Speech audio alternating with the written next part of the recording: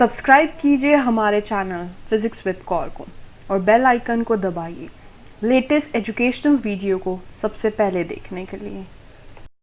Hello everyone, I hope all are doing well. आज के lecture में हम पढ़ेंगे इलेक्ट्रॉनिक्स से जो मैंने टॉपिक उठाया वो उठाया है ओपैम। हम पहले क्वेश्चन उठाएंगे और उस क्वेश्चन में जितना भी कॉन्सेप्ट लग रहा होगा उसको हम डिस्कस करेंगे।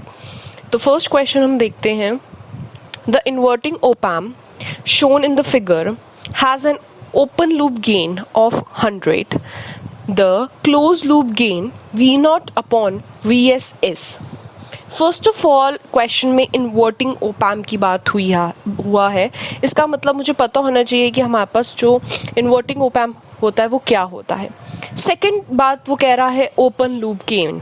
ओपन लूप गेन क्या होता है, ठीक है। और ये तो हमें पता चल गया कि close loop gain that is V0 upon Vs और V0 upon Vi, where Vs और Vi is your input voltage, ठीक है। तो अब हम पहले इसको समझते हैं।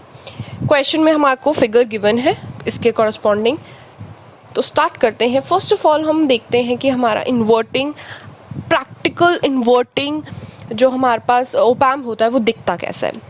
जब हम प्रैक्टिकल इन्वर्टिंग ओपैम की बात करते हैं then the positive is grounded. हमारा जो पॉजिटिव टर्मिनल है वो ग्राउंड हुआ होता है और हमारे पास जो V2 है मीन्स जो नेगेटिव टर्मिनल है उस पर हमारे पास क्या होती है, इनपुट की वोल्टेज होती है, where RF is your feedback resistance. Okay, so this is basically is your negative feedback ओपैम।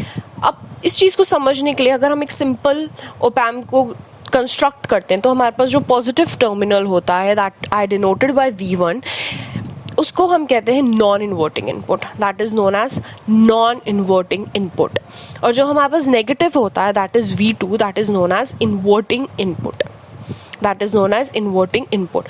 तो जो हमारे पास V0 होता है, जो ओपैम का V0 हम जो लिखते हैं वो हम लिखते हैं V0 is equals to A bracket में V1 माइनस V2 और I can say A VID, where VID is your difference of the input voltage. What is your difference of the input voltage? That is basically non-inverting input minus the inverting input. And what is your A?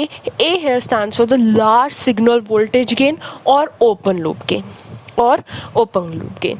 अब हम क्या करते हैं, इस वाले circuit का KCL निकाल के इसको सॉल्व करते हैं, ठीक है। इसका हम क्या निकालते हैं, V0 upon Vi।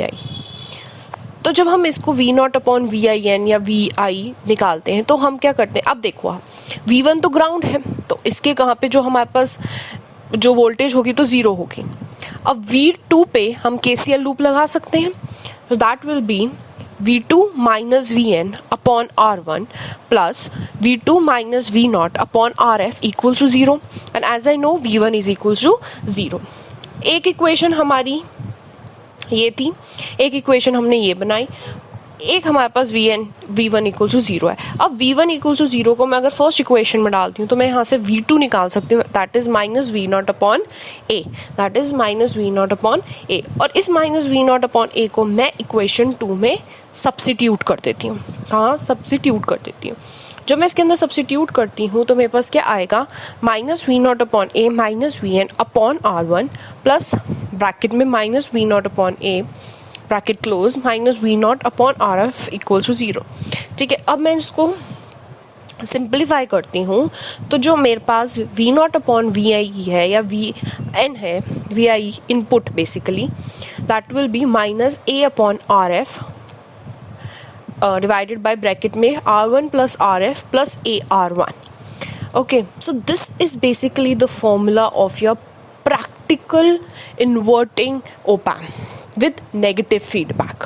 Okay, so इसमें जो हमारे पास नेगेटिव साइन है वो क्या इंडिकेट करता है, इसमें जो हमारा नेगेटिव साइन है वो क्या इंडिकेट करता है, the negative sign indicates that input and output signal are out of phase by 180 degree, they are out of phase by 180 degree. Okay, so if your open loop gain या internal gain जो हम A से represent करें अगर बहुत ज़्यादा हो जाएगा तो डिनोमिनेटर में AR1 जो होगी टर्म वो आपकी डोमिनेट करेगी as compare to the summation of R1 plus RF। तो जो हमारे पास ये जो फॉर्मूला है वो रिड्यूस हो जाएगा, V0 upon Vn is equal to minus RF upon R1। This is basically your ideal non inverting sorry, this is known as your ideal inverting op-amp. Okay, this is your ideal inverting op-amp gain, that is minus RF upon R1. Okay so अब question पे दोबारा जाते हैं. हमने practical का भी formula लिख लिया, हमने उसका भी फॉर्मूला लिख लिया, आइडियल ओपैम्प का भी.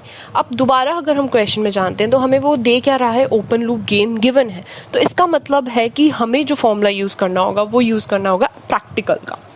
अब जो हमने प्रैक्टिकल का फॉर्मूला ये कंस्ट्रक्ट किया था, अगर मैं इसको थोड़ा सा आसान वे में या सिंप्लीफिकेशन वे में लिखना चाहूँ तो वो मैं क्या लिख सकती हूँ, minus A beta divided by 1 plus a beta or multiply by RF upon R1 where beta stands for R1 upon R1 plus RF.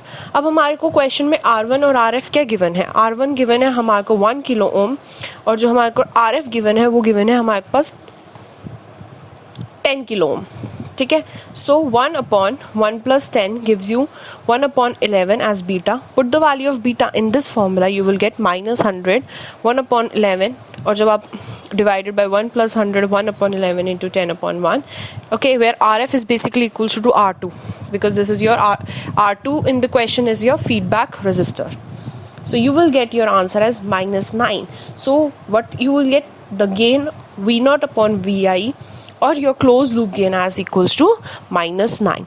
So in this lecture हमने जो पढ़ा है वो पढ़ा है पूरा कंसेप्ट हमने पढ़ा है इन्वर्टिंग ओपैम्प के लिए, जिसमें हम जो इन्वर्टिंग ओपैम्प को हम प्रैक्टिकल और आइडियल ओपैम्प कब कंसिडर करते हैं.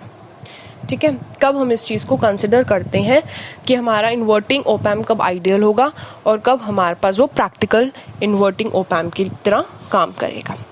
ठीक है, if you like this video please like share and subscribe. Thank